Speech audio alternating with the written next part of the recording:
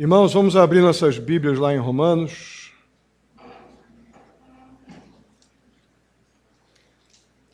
Mais uma vez eu tenho me alegrado com a bênção de poder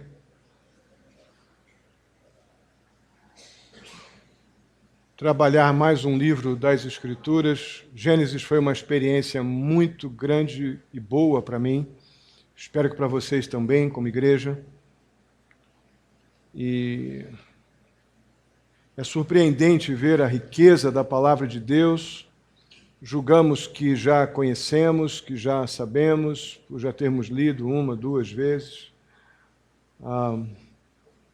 3 vezes, não importa quantas vezes. O problema é julgarmos que já sabemos tudo. E aí nos deparamos com a palavra e Deus, com a riqueza da sua sabedoria, vem, nos ensina, nos mostra, nos dá a condição de enxergar verdades bíblicas, princípios espirituais tão maravilhosos. E foi assim com Gênesis, e tem sido assim com Romanos, ainda no primeiro capítulo. Tenho aprendido muito, tenho tremido e temido com verdades bíblicas que até então já conhecia, mas parece que tomam uma outra perspectiva, olhadas em outros aspectos. Enfim, tenho crescido, tem sido bom. Espero que a igreja seja ricamente abençoada com a carta de Paulo aos Romanos. Hoje nós continuaremos o capítulo 1.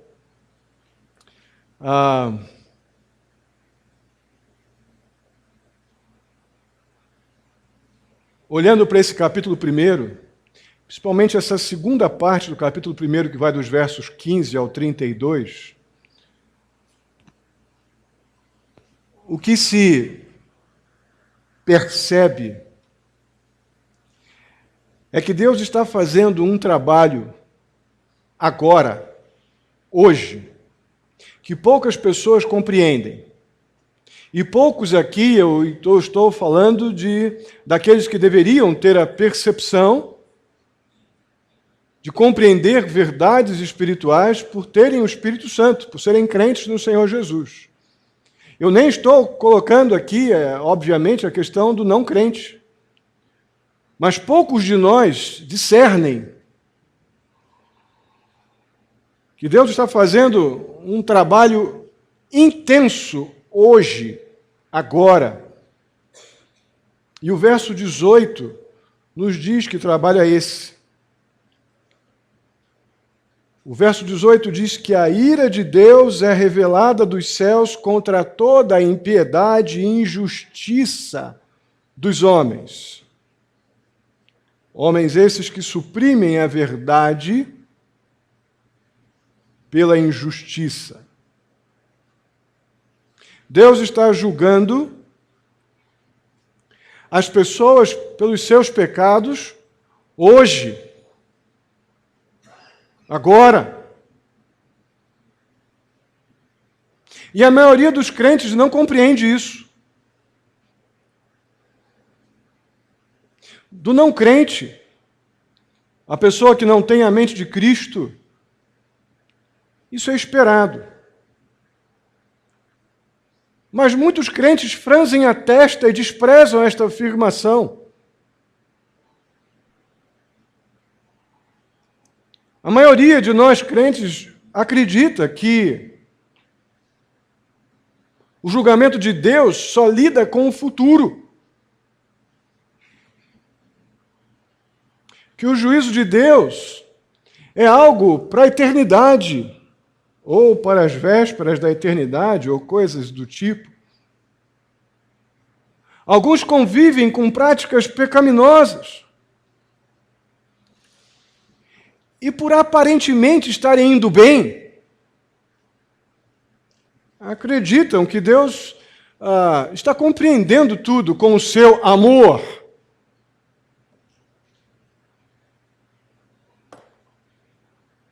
Quando, na verdade, a permissão de Deus para que eu me sinta confortável no meu pecado é juízo de Deus, é punição.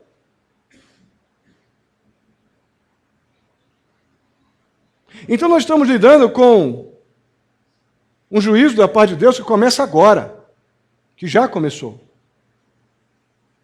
E muitos de nós passam a sua vida cristã num verdadeiro passeio ao play center.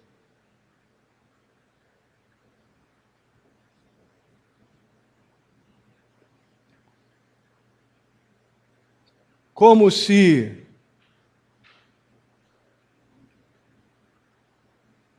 pecar fosse pudesse gerar algum tipo de bênção e não de juízo. A Bíblia nos diz que isso não é verdade. As palavras do apóstolo Paulo aqui em Romanos, capítulo 1, versos 18 a 32, podem pegar muitas pessoas de surpresa. Esse texto é altamente poderoso e esclarecedor. Nós vamos agora orar, pedindo a Deus iluminação divina para compreender as verdades espirituais que vemos aqui nesse trecho das Escrituras e capacitação divina para aplicar essas verdades à nossa vida a partir de agora. Oremos. Santo e amado Deus, mais uma vez te louvamos pela tua provisão, teu cuidado, pela salvação que recebemos em Cristo Jesus, pela tua palavra, ó Deus. E eu peço agora a ti, em nome de Jesus, que tenhamos a nossa mente, ó Pai, iluminada pelo Teu Espírito Santo, compreender as profundas verdades espirituais aqui desse trecho, e que possamos, ó Pai, ser quebrantados por estas verdades, ter nossas decisões afetadas por essas verdades, termos a nossa adoração afetada por essas verdades. Que haja salvação aqui nesta noite para aqueles que ainda não tiveram encontro pessoal com o Senhor Jesus. Assim eu te peço, ó Pai, muito agradecido, em nome de Jesus. Amém. Irmãos, o apóstolo Paulo, ele termina a primeira parte da sua apresentação, como vimos semana passada, falando aos romanos do seu profundo desejo de pregar o Evangelho a ele. Apenas a título de recordação, vamos ler rapidamente os versos 15 a 18. Do verso 1. Diz assim o apóstolo Paulo: Por isso estou disposto a pregar o Evangelho também a vocês que estão em Roma. Não me envergonhem do Evangelho, porque é o poder de Deus para a salvação de todo aquele que crê, primeiro do judeu e depois do grego, porque no Evangelho é revelada a justiça de Deus, uma justiça que do princípio ao fim é pela fé, como está escrito, o justo viverá pela fé. E assim Paulo termina a primeira parte da sua introdução, dizendo aos crentes de Roma: olha, este é o Evangelho que eu anuncio. Agora, dos versos 19 em diante, nós vemos uma outra razão pelo qual o apóstolo Paulo está tão desejoso de anunciar o Evangelho aos romanos. O que ele está dizendo agora nos versículos do 18 até o 32, ou 19 até o 32, ele está dizendo: todos nós somos pecadores. Todos somos condenados por um Deus justo e santo, e sob sentença de morte. Mas o Evangelho, este Evangelho que eu anuncio, é a única esperança para os pecadores condenados. É isso que Paulo agora vai colocar dentro da segunda parte da sua introdução. Esta é a mensagem que Paulo não quer deixar de anunciar aos crentes ali em Roma. E esse bloco ele vai dos versos 18 ao 23. Ele é uma declaração geral, podemos dizer assim. Ele descreve a presente ira de Deus. É isso mesmo, irmãos. Um juízo que começa agora. Esse trecho que vai dos versos 19 ao 23, vão nos mostrar a presente ira de Deus como uma resposta de um Deus justo ao pecado do homem. O verso 18, vamos entrar já em alguns detalhes, mas eu quero apenas mencionar a ideia. O verso 18, ele vai dizer que a ira de Deus está atualmente agindo contra toda a impiedade e injustiça de toda a humanidade. Humanidade essa que é culpada diante de Deus, humanidade essa que é merecedora da sua ira, porque as pessoas estão colocando no lugar de Deus as suas próprias paixões. Agora vamos voltar para o texto na sua Bíblia e vamos ler o verso 18. Acompanhe comigo. Portanto, a ira de Deus é revelada dos céus contra toda a impiedade e injustiça dos homens que suprimem a verdade pela injustiça. Irmãos, esse bloco do verso 19, dos versos 19 ao 23, eles reforçam muito a declaração do apóstolo Paulo no verso 18. O verso 18 diz que o que de Deus se pôde conhecer é manifesto entre as pessoas, entre nós, entre eles, porque Deus lhe manifestou. Deus se revelou. Deus se mostrou. Deus se revelou ao homem através da sua criação. Deus se revelou ao homem através da sua intervenção na história, de forma soberana. Deus se revelou ao homem através da sua palavra revelada. E vemos isso no verso 20, que diz: desde a criação do mundo, os atributos invisíveis de Deus, seu eterno poder, a sua natureza divina, têm sido vistos claramente, sendo compreendidos por meio das coisas criadas. Nós vemos a correlação desse trecho com Gênesis, capítulo 1 e 2, o Salmo 19, versos 1 e 2, um texto tão clássico, né? Que confirmam plenamente os argumentos usados pelo apóstolo Paulo para falar da plena manifestação de Deus, da plena revelação de Deus através da sua criação, da sua intervenção na história e pela sua própria palavra.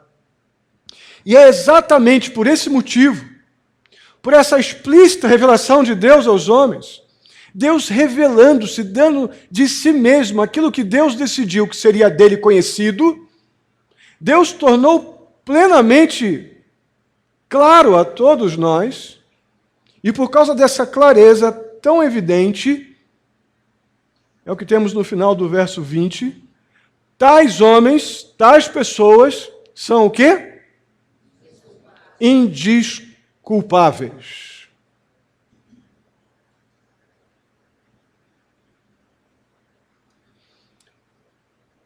Isso é sério. Porque a partir desta afirmação, acaba aquela historinha romantizada, evangelicalizada, que nós gostamos de contar ou nos auto-iludir, de que as pessoas estão enganadas, as pessoas nunca ouviram falar, são inocentes. A partir do momento que Deus se descortinou, Ele deu de si mesmo, revelando a si mesmo daquilo que Ele decidiu que nós conheceríamos dEle, nós fomos plenamente supridos de informação suficiente sobre um Deus Criador, Senhor e Salvador, para que pudéssemos adorá-lo e reconhecê-lo como Deus. E o fato de não fazer isso, do ser humano não fazer isso naturalmente, torna o ser humano indesculpável. culpável.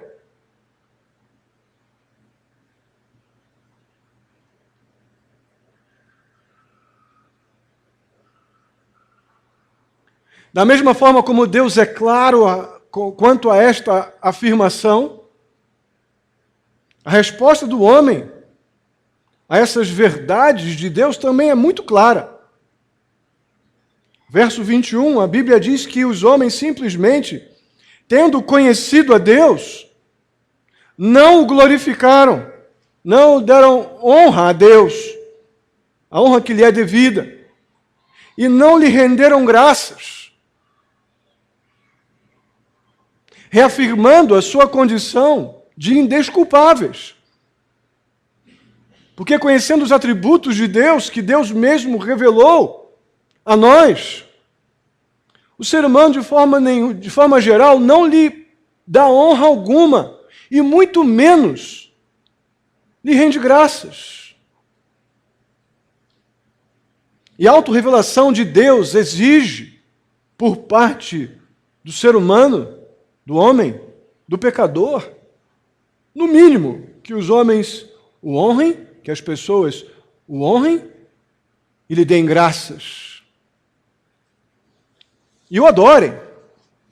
Deus se revela a nós como soberano, Criador, Senhor e Salvador, para ser honrado e adorado.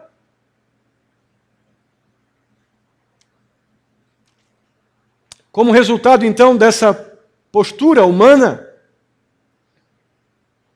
a verdade de Deus ela é pervertida, é trocada por aquilo que é mais adequado para o gosto do ser humano pecador. É o que nos diz a segunda parte do verso 21 até o verso 23. Seus pensamentos tornaram-se fúteis, e o coração insensato deles obscureceu-se. Dizendo-se sábios, tornaram-se loucos, e trocaram, perverteram a glória do Deus imortal por imagens feitas segundo a semelhança do homem mortal, bem como de pássaros, quadrúpedes e peixes. Eu acredito que o apóstolo Paulo tem em mente aqui, nestas afirmações, nessas linhas finais, nessas palavras finais, aquilo que os gregos, ou tinha em mente aqui os gregos que tiveram Apolo, né, que era o Deus Sol, como seu Deus.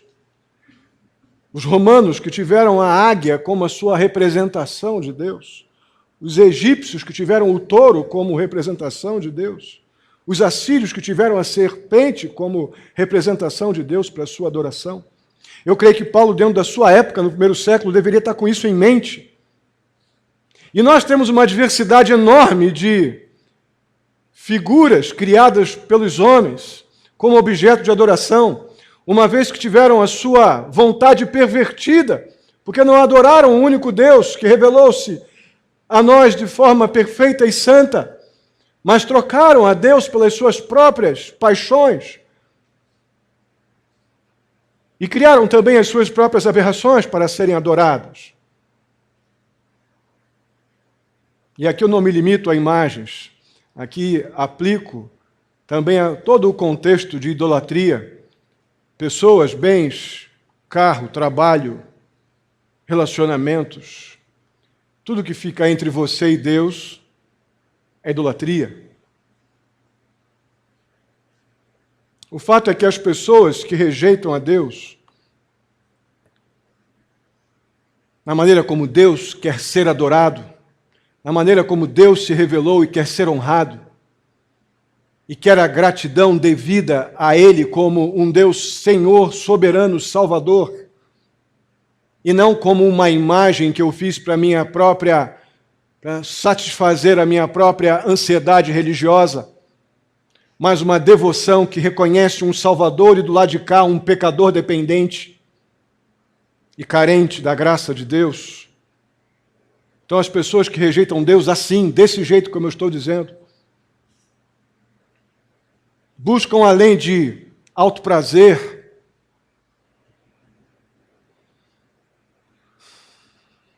buscam criaturas como alvo da sua adoração. Isso é perversão da verdade de Deus. E todo pecado é uma perversão à vontade de Deus revelada, ou da vontade de Deus revelada a nós. Agora, dos versos 24 ao 32, Paulo vai descrever 3 manifestações ou maneiras da ira de Deus presente agora, que são resultado do pecado do homem.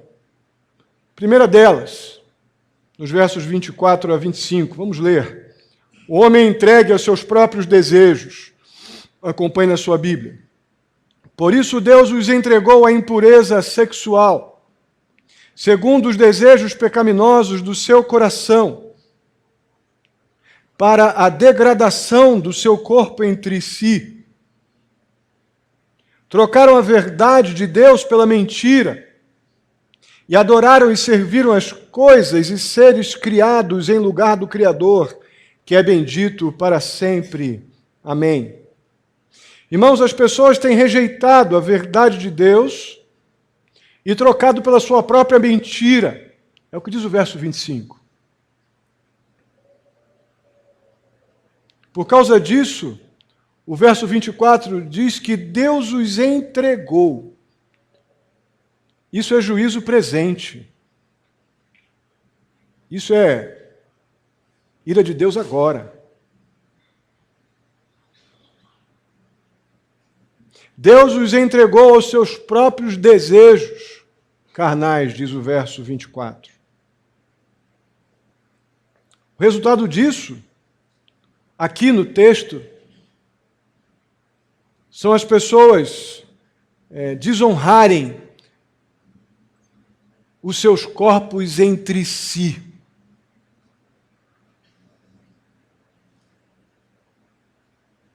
Deus os entrega às suas paixões pecaminosas.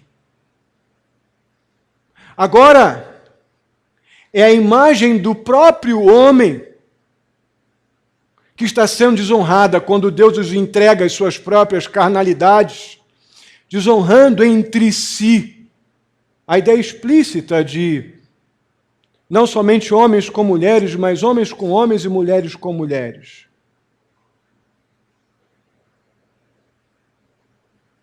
A ideia aqui é que Deus está permitindo, entregando os homens aos seus desejos, as pessoas aos seus desejos carnais, é que a própria imagem do homem está sendo desonrada quando Deus os entrega às suas paixões. Na sequência, nos versos 26 a 27, vamos ver que o homem é entregue também aos seus desejos naturais, ou melhor, seus desejos não naturais. Versos 26 a 27. Por causa disso, Deus os entregou a paixões vergonhosas. Até suas mulheres trocaram suas relações sexuais naturais por outras contrárias à natureza. Da mesma forma, os homens também abandonaram as relações naturais com mulheres e se inflamaram de paixões uns pelos outros. Começaram a cometer atos indecentes, homens com homens, e receberam em si mesmo o castigo merecido pela sua perversão. Eu disse há pouco que o pecado é uma perversão da vontade de Deus.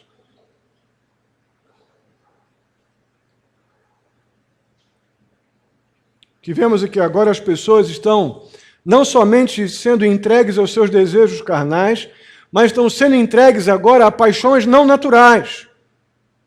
Estão sendo entregues ao não natural, ao antinatural.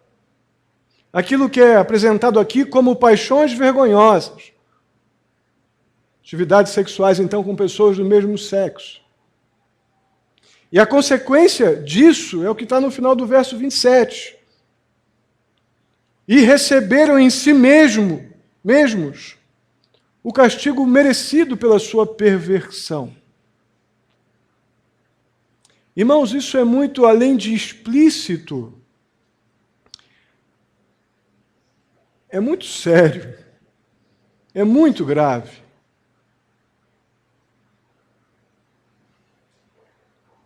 Eu tenho plena convicção de que uma das consequências, a física, de terem recebido em si mesmo o castigo merecido pela sua perversão, é a AIDS. Sabemos que a AIDS não é transmitida apenas pela relação sexual. Podem pessoas que não têm relação sexual ou homossexual ou sexual podem ser atingidas pela AIDS através do sangue, mas alguém, em algum momento, foi o começo desse processo que eu vejo como uma das, não estou dizendo a causa ou a consequência, mas uma das, a física, fora as morais, relacionais, espirituais e assim vão. Porque é antinatural. É a consequência da perversão do coração.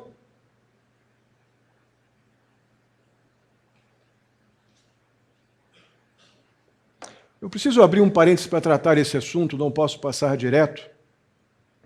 Porque nós vivemos com uma forte pressão social, uma forte pressão política, para liberalizar o nosso pensamento a respeito do homossexualismo. Sofremos uma fortíssima pressão. E para piorar, essa pressão para liberar o pensamento das pessoas quanto a esse tema é feita sobre a bandeira do cristianismo, do amor e coisas do tipo. Qual é o problema fundamental aqui, irmãos? Para não inclinarmos para nenhum tipo de postura meramente ortodoxa, moral, para não cairmos numa questão apenas de pontos de vista. A questão fundamental, irmãos, é a resposta que nós damos à palavra inspirada, inerrante e infalível de Deus. É aqui que nós, como crentes do Senhor Jesus, nos posicionamos, independente de pontos de vistas. Porque se o ponto de vista do crente, do salvo por Jesus, não é tomado a partir da infalível, inerrante, inspirada palavra de Deus, nós estamos com um sério problema. Porque nossas posições serão moldadas por opiniões de terceiros falíveis. Mas nós temos o privilégio de lidar com a infalível, inspirada e inerrante palavra de Deus para lidar com este assunto. E a palavra de Deus, ela rejeita esta prática não natural para a sexualidade, porque isso abre a porta para todo tipo de mal, como todo pecado. O pecado não está no homossexualismo. O homossexualismo é pecado, como a mentira, como a avareza, como a maledicência, como a difamação, como a fofoca.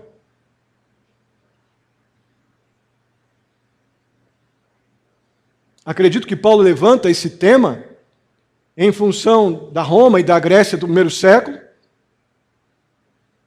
com uma promiscuidade muito grande, isso de alguma forma atingindo, com possibilidade de atingir a igreja em Roma, e soberanamente Deus permite que isso chegue a nós num momento onde não me lembro de ter havido qualquer outra época de uma apologia tão grande ao liberalismo, no que diz respeito a esse tema, biblicamente antinatural, imoral, uma perversão à vontade revelada de Deus. Mas a bênção disso é que mesmo num ambiente de tanta perversão moral, nós vemos que há esperança para o pecador arrependido. Paulo prega a boa nova da esperança, sem fechar os olhos para a perversão que é o pecado. Lá em 1 Coríntios capítulo 6, dos versos 9 a 11, diz assim: vocês não sabem que os perversos não herdarão o reino de Deus? Não se deixem enganar. Nem imorais, nem idólatras, nem adúlteros, nem homossexuais passivos ou ativos, nem ladrões, nem avarentos, nem alcoólatras, nem caluniadores, nem trapaceiros herdarão o reino de Deus. Assim foram alguns de vocês. É possível que estivesse ali na igreja de Roma pessoas que tivessem cometido esses pecados, mas agora, por causa da boa nova do Evangelho, foram perdoados, lavados, regenerados. Por isso que o Apolo afirma que assim como foram alguns de vocês, vocês foram lavados. Vocês que se arrependeram dessas práticas desonrosas, da perversão passada, vocês foram santificados. Vocês foram justificados no nome do Senhor Jesus Cristo e no Espírito de nosso Deus. Amém? Isso é glorioso. Que o apóstolo Paulo não feche os olhos para aquilo que merece a compreensão da justiça, da ira de Deus presente, mas é um juízo presente que nos liberta da perversão passada. Quando reconhecemos o nosso pecado e apresentamos a Deus, somos alvos dessa graça salvadora e libertadora, que nos lava, santifica, justifica. Isso compõe a boa nova do Evangelho.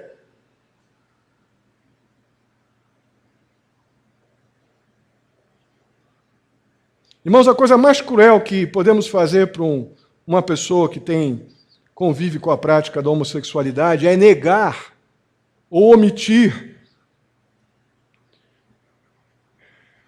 que essa pessoa está em pecado. Nada mais cruel podemos fazer.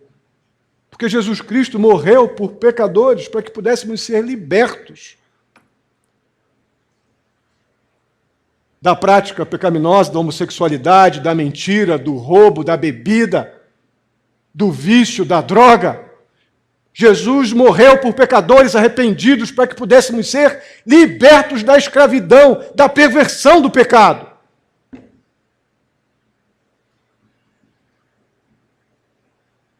Pastor J. Adams, que é uma das referências para o aconselhamento bíblico, ele afirma que muitos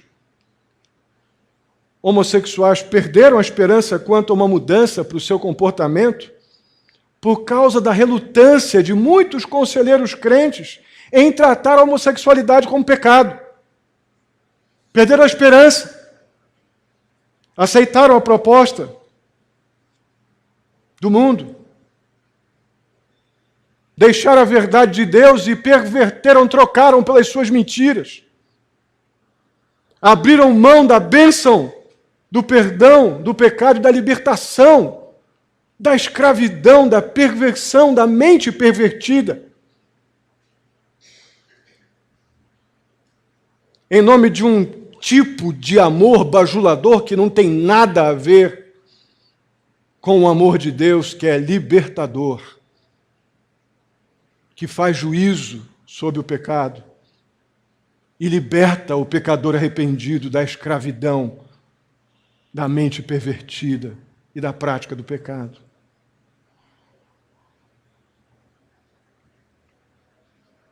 A terceira manifestação dessa ira presente de Deus é que o homem é entregue a uma mente depravada. versos 28 a 32. Acompanhe comigo.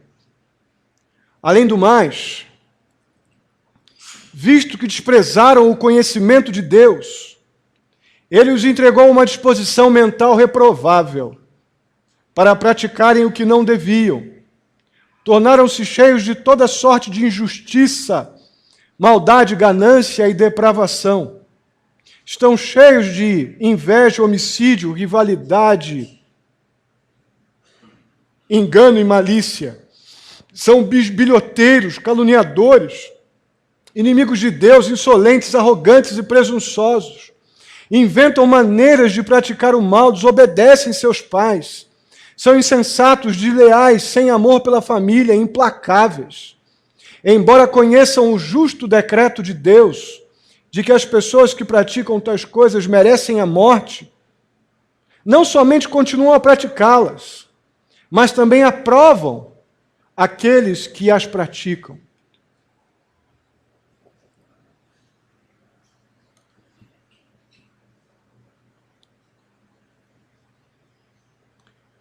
Irmãos, a rejeição à verdade, às verdades de Deus reveladas na sua palavra, a rejeição a Deus como um Deus salvador, soberano e Senhor, levou o ser humano a uma depravação moral e mental. O resultado disso, essa lista aqui, que vai desde a fofoca até o grau mais duro de imoralidade moral, imoralidade mental.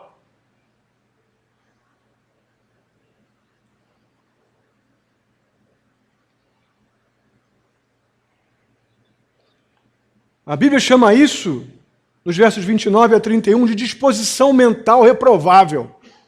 Sabe lá o que é ter uma mente reprovada moralmente? Uma mente naturalmente pronta para a depravação. E não pense em depravação apenas na perspectiva da sexualidade, não. Pensa na depravação como o contrário de tudo que é legítimo, moral, natural.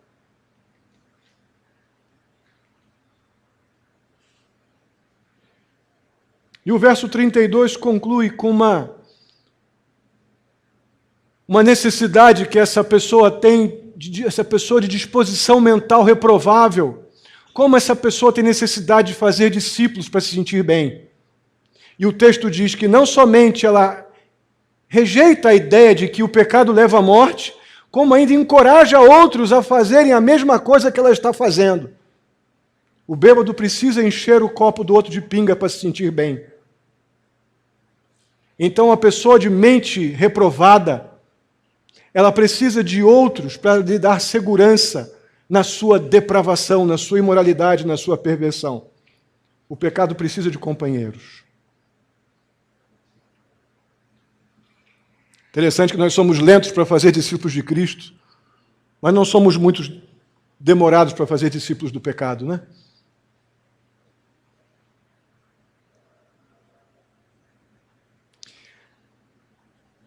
Esse trecho dos versos 18 ao 32 nos remetem a temas muito significativos, muito aplicativos. Dizem respeito diretamente à nossa vida cristã.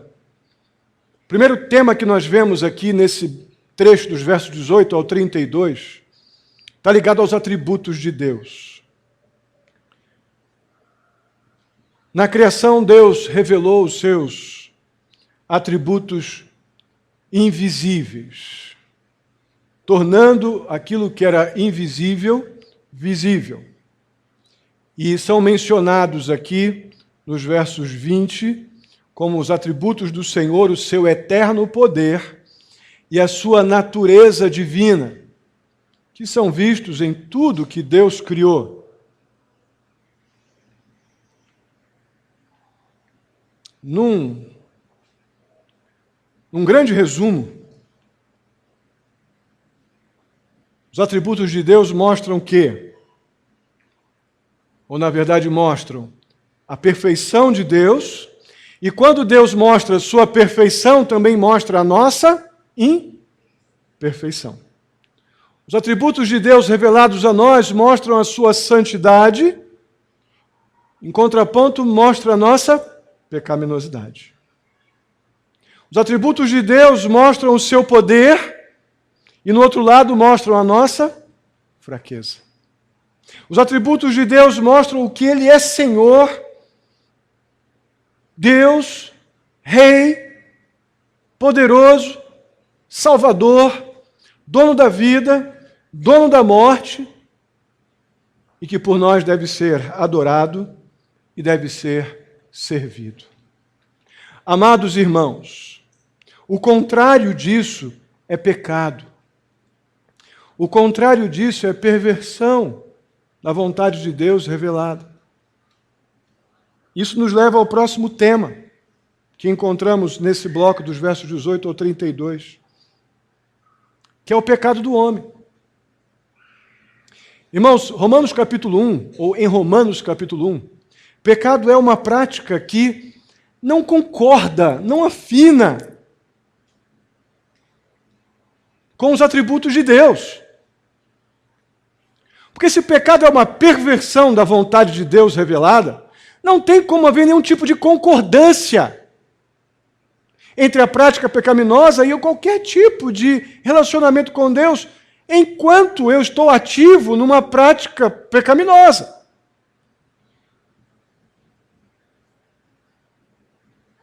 Quando nós deixamos de viver de acordo com tudo que Deus é, a Bíblia diz que nós pecamos.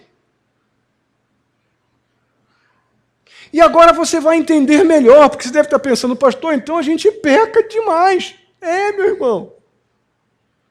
De fato, nós deixamos de viver de acordo com os atributos de Deus que Ele revelou a nós, conformados com estas verdades e o servindo, o adorando, o amando,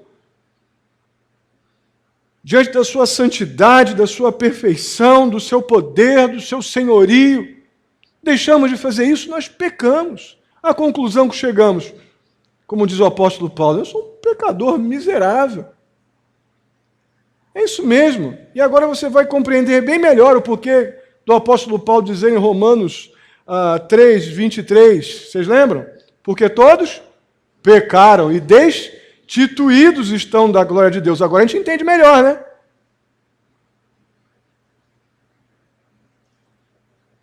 De acordo com o nosso texto, irmãos, pecado é uma coisa universal. Não é regional, municipal. Pecado é alguma coisa universal. Todos os homens estão condenados, sim, porque todos pecaram. Já vimos que o pecado é algo indesculpável. Por quê? Todos os homens receberam, mas rejeitaram a revelação de Deus. Os atributos de Deus revelados de uma forma tão graciosa da parte de Deus, o homem simplesmente trocou a verdade de Deus pela sua própria mentira. Então ele é indesculpável. E a Bíblia nos diz ainda que o homem pecador, ele é incurável. Nós não seremos ou podemos ser salvos a parte da graça e intervenção de Deus na nossa vida. Por nossa conta, estamos perdidos. 3 fortes verdades que encontramos em Romanos capítulo 1, na apresentação que Paulo faz aos crentes em Roma. O pecado é universal, indesculpável e incurável. Isso nos leva para o último tema, que o nosso texto dos versos 18 a 32 nos dá, que é a ira de Deus. Irmãos, o pecado é tanto a causa da ira de Deus, como o pecado ele é a manifestação da sua ira. O pecado traz o julgamento de Deus, o juízo de Deus. Porque o pecado é o julgamento de Deus, é o juízo de Deus. Parece que há uma espécie de justiça poética ou até mesmo alguma ironia no juízo presente de Deus. Porque nós vemos que quando as pessoas desprezaram a santidade de Deus, Ele entregou as pessoas às suas próprias perversões. Quando as pessoas rejeitaram a revelação de Deus em tudo que Ele criou, na natureza, em tudo que Ele manifestou dele mesmo a nós, aí Ele entrega o homem pecador, a pessoa pecadora, a sua própria natureza.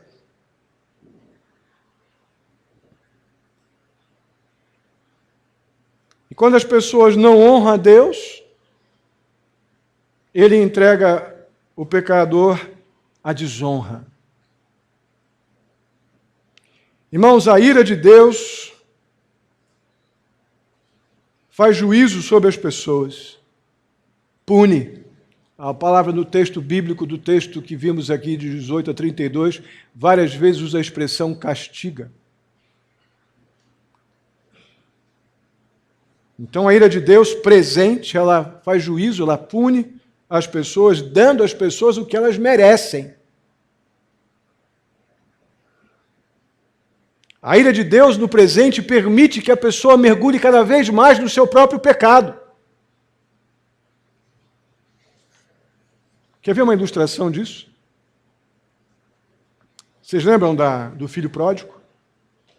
Lembram?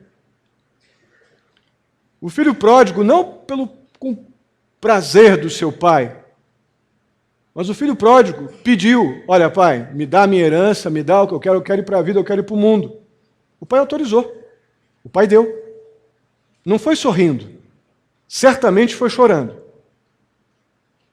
Mas o pai autorizou que ele deixasse sua casa, fosse embora. E qual foi a consequência? Foi um mergulho de cabeça do filho pródigo no seu próprio pecado. E ele mergulhou, nadou no seu próprio pecado. Mas foi quando ele estava lá no chiqueiro, comendo a comida do porco, que Lucas 15, 17 vai dizer que ele caiu em si e, arrependido, voltou para a casa do seu pai. Isso é maravilhoso, irmãos. A ira presente de Deus, o juízo que começa agora, quando Deus nos entrega as nossas próprias paixões, para que mergulhemos profundamente no nosso próprio pecado, é um gesto gracioso da parte de Deus. Sabe por causa de quê? Porque ela não é permanente. Quando Deus entrega à pessoa o seu próprio pecado, Ele não está desistindo dela. Deixar a pessoa em seu próprio pecado, acredito que é um juízo da parte de Deus, que tem como propósito fazer o homem perceber o tamanho da perversão que se encontra. Encontrar a motivação e a coragem necessária a partir daí para abandonar o seu pecado e ser salvo por Jesus. Amém? Interessante que foi feito na história, né, o hino Maravilhosa Graça. A gente poderia cantar aqui facilmente agora um Maravilhosa Ira. Maravilhosa ira, não é?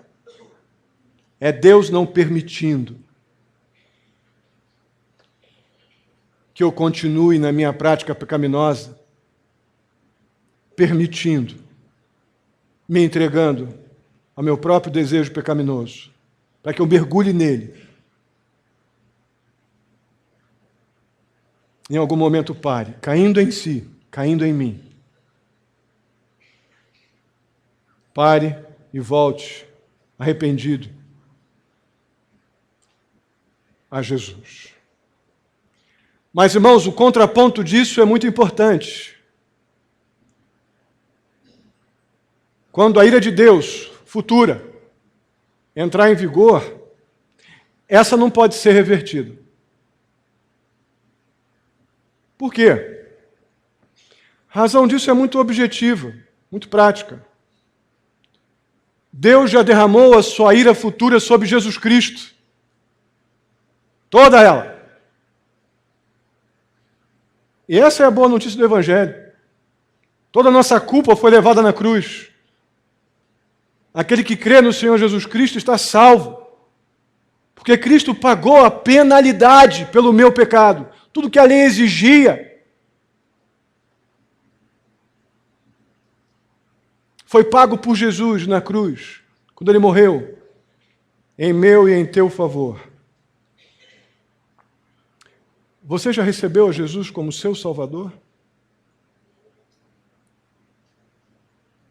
Você já está livre do juízo futuro? Porque você já recebeu a graça salvadora no presente? Você tem convicção de que é um salvo pelo Senhor Jesus? Se Jesus Cristo vier hoje buscar a sua igreja, você estará com Ele no céu? Responda no seu coração honestamente, que para a ira presente, sem dúvida alguma, ou a ira presente ela não é permanente, mas a ira futura ela não pode ser revertida.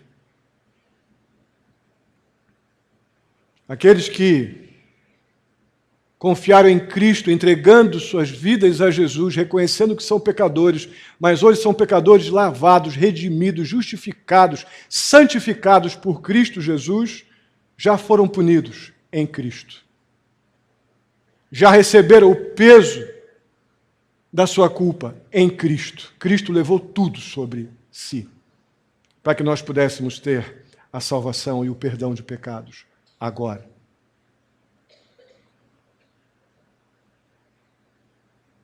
Mas a ira futura de Deus, sem dúvida alguma, recai apenas sobre aqueles que rejeitam o que Cristo fez por eles na cruz.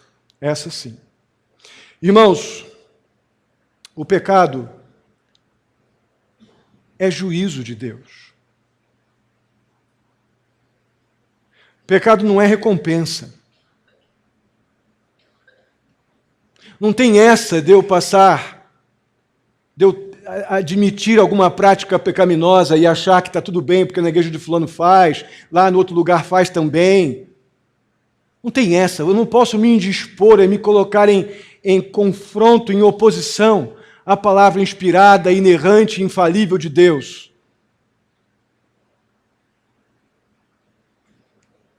Pecado é juízo, não é recompensa. Nós não temos que ter algum tipo de inveja de pecadores ou dos pecadores que estão aí, talvez, aparentemente desfrutando tudo que é bom, não é? Olha lá pode, ele pode fazer isso, ele pode fazer aquilo. Não devemos pensar de forma alguma que Deus está retendo alguma coisa boa de nós, nos proibindo o pecado. Pecado é juízo. Pecado não é recompensa. Pecado é perversão da vontade de Deus. O inferno, meu irmão, é o lugar onde Deus vai dar às pessoas a eternidade para se afogarem nos seus pecados como se fosse uma delícia. Agora, o céu é o lugar onde os santos, os crentes do Senhor Jesus, vão eternamente praticar aquilo que honra a Deus, aquilo que é bom, aquilo que é perfeito, aquilo que é aceitável, aquilo que é amável ao nosso Rei, ao nosso Senhor e Salvador. Essa é a boa notícia do Evangelho que o apóstolo Paulo desejava entregar aos romanos e a nós. Amém? Vamos ficar de pé, vamos orar. Eu quero muito orar por você, no sentido de que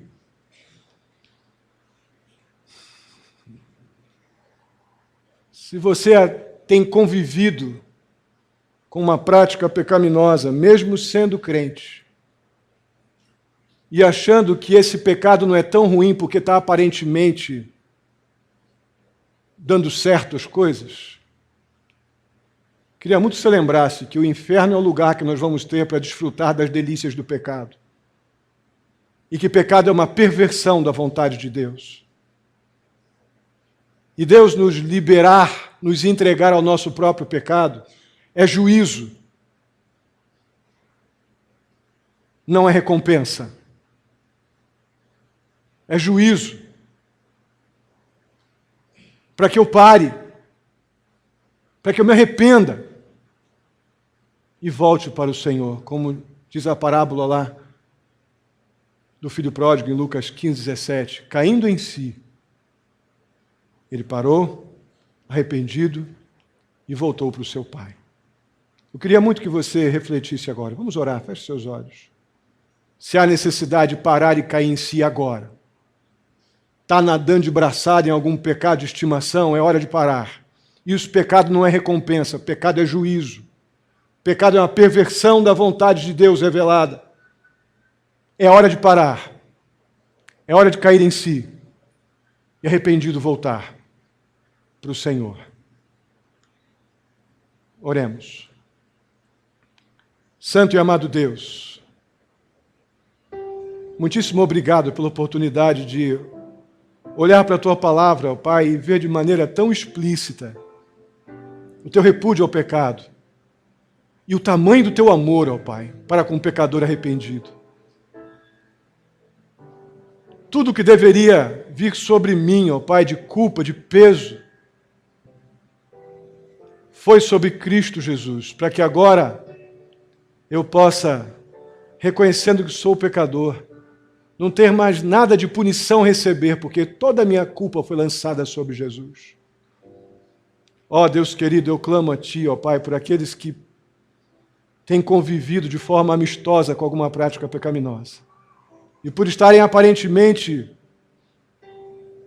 indo bem, ó Deus, podem estar se sentindo seguros. Ó Pai querido, em nome de Jesus, que Teu Espírito Santo ilumine a mente de cada um para entenderem que pecado é juízo, ó Pai, pecado não é recompensa.